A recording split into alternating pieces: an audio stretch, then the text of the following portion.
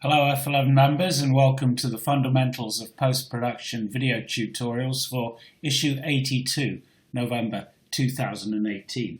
Now F11 member James Richardson has emailed in saying, can I cover watermarks, how to apply watermarks to our images? So let's do that in part one this month. Relatively simple thing to do. As you can see, I've applied that to this picture here, shot in Portugal earlier in the year. And I've got a watermark at the top center of the picture. It's relatively opaque, so it's pretty faint, but nevertheless it's there and it's establishing ownership of the picture. Now, basically, I would recommend watermarking any pictures that you're putting on, say, social media or Flickr, or because people can and will steal your pictures. Watermarking is not fail-safe, but it's a lot better than doing nothing. And it needn't spoil the picture. How visible you want the watermark is, of course, your choice. We don't want to ruin the picture, but at the same time we want to make sure that everyone knows it's our picture. So the first thing you need to do is have a logo. Now, okay, you can just watermark your pictures with a simple copyright notice. That's a simple enough thing to do, but having a logo really adds a certain touch. I think if you take your photography seriously, it's quite a nice thing to have. And if you go online, there are plenty of options for either creating your own logo for free using existing software, or employing someone to knock one up for you. And it's not an expensive thing to have done.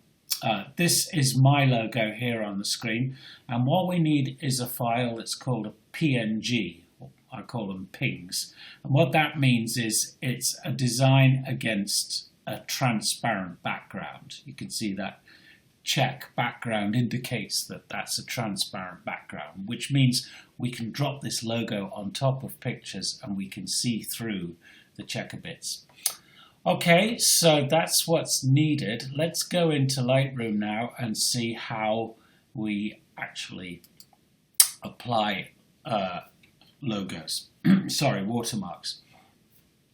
So here's a picture that I shot in the Vercors one morning, and I'm going to apply, say I want to post it on social media or Instagram or whatever, so I want to put a watermark on it.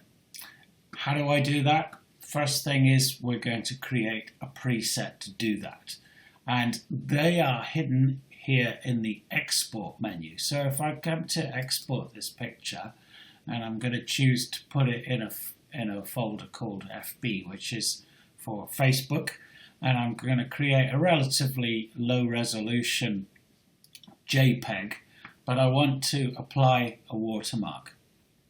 Down here, can you see, I click on watermark, and then what we have here, if I look on the drop-down menus, you've seen I've created various presets.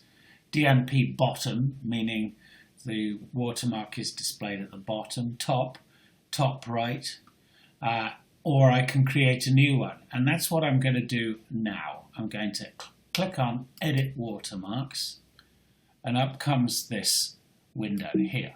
So let's just see what I want to do with this. And the first thing I want to do is image. Up here it says just click on graphic, because we're going to use my logo, and the first thing I need to do is locate that. So I'm going to click on choose and locate my logo, which is in a folder called DN in my documents folder. Here it is, and down here it's this one, watermark 2 PNG.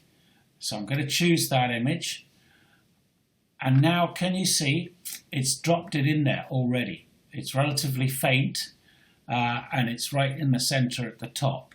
But I'm going to create, for this particular picture, I want to create, to locate the logo down in the bottom left-hand corner of the image.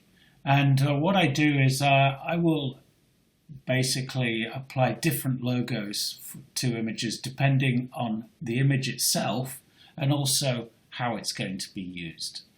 So if I come down here now to my watermark effects, can you see here I've got opacity, and if I go right up there to maximum, you can see the watermark is very visible and right down to invisible.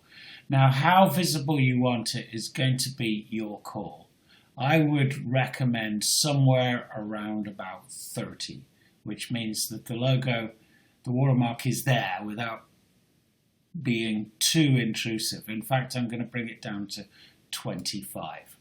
How big do I want it? Okay, so I can basically use this slider to then control that. And literally I can have it across the whole of the image, which I wouldn't want to do that, or just located in the top part of the image. So again, I'm going to have somewhere around about 22 set for that. 24. There we go. And now it's going to ask me about inset. Where do I want to put this picture? We're going to come back to inset in a minute. You can see down here it says anchor. And what I want to do is anchor the watermark in the bottom left-hand corner of the picture. So I'm going to click on that to move it down to the bottom left.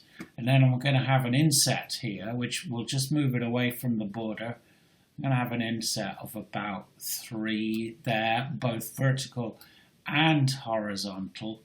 And I think that's worked pretty well there. I'm just going to come up and just fine-tune the size of it now. Bring it back a touch. And I think that's worked pretty well. Now what I want to do now is actually create this as a preset.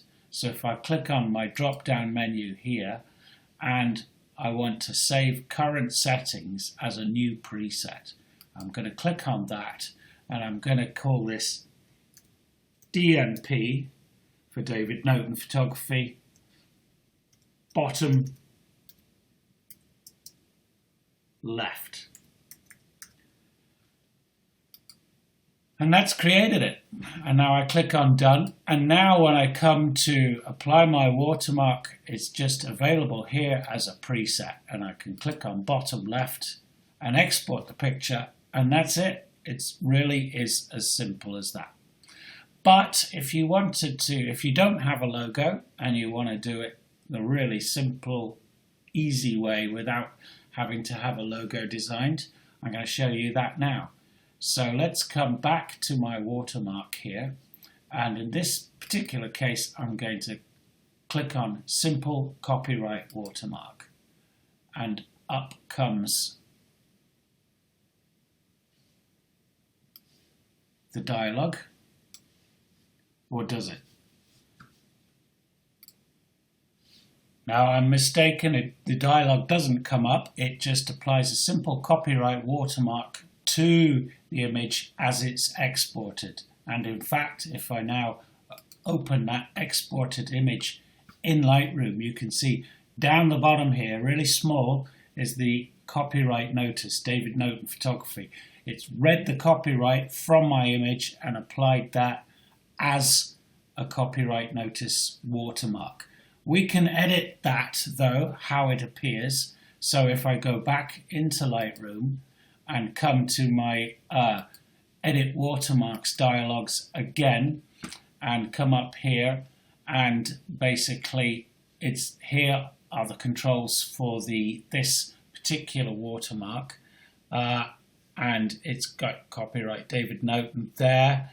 And again, I can choose where it goes, the size of it, and the anchor. Again, I could put it bottom right.